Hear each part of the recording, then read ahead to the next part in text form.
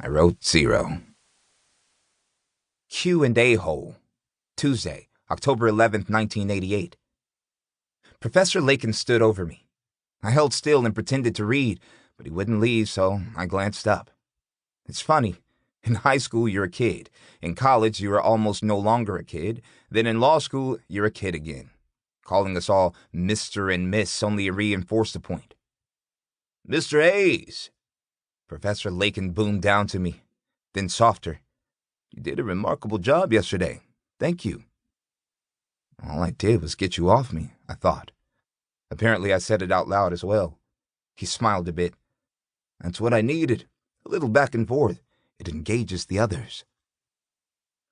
Law school is one of the worst last bastions of the Socratic method, possibly second only to boot camp. You made my job much easier. Again, thank you. I nodded and tried to smile. It seemed like I'd gotten some capital out of it at least. Professor Lakin nodded back and finally went away. A few minutes later, class began.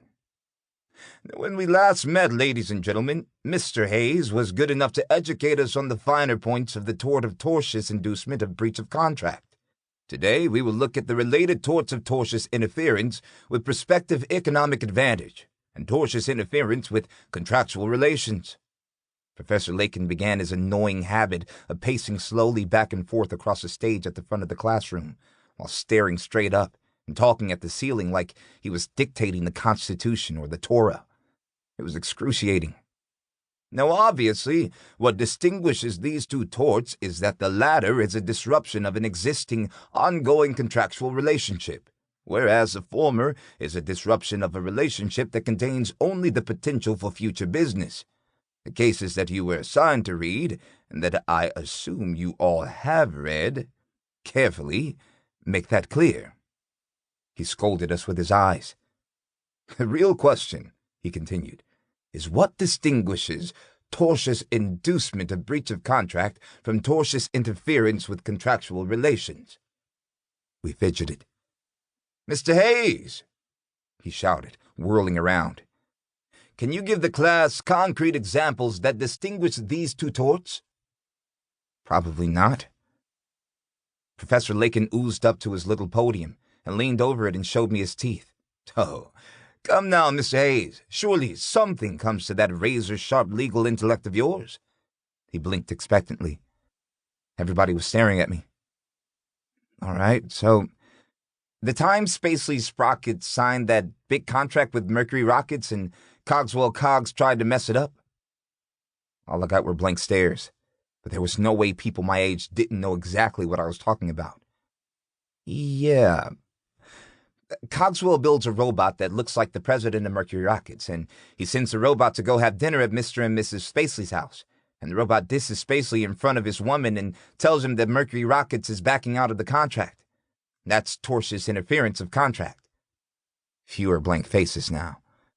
But if Cogswell had built a robot of Spacely instead and sent it to the president of Mercury Rockets' house to diss Mercury until he backed out of the contract, that would be inducement of breach. Now everybody was staring at him. And why, Mr. Hayes? Why is that? I wondered if he thought I couldn't explain my own example. Maybe he was actually asking me why.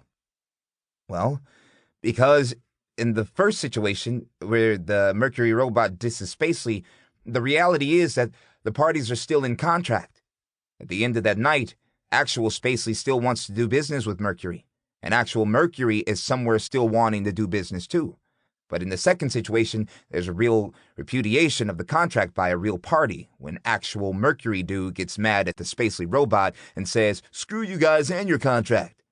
Even though it's all a big misunderstanding induced by fraud, there's been a repudiation, a breach by an actual party and not a robot.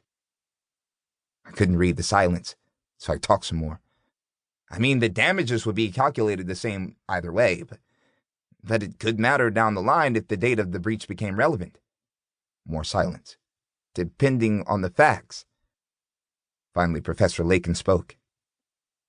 Thank you, Mr. Hayes. A smirk.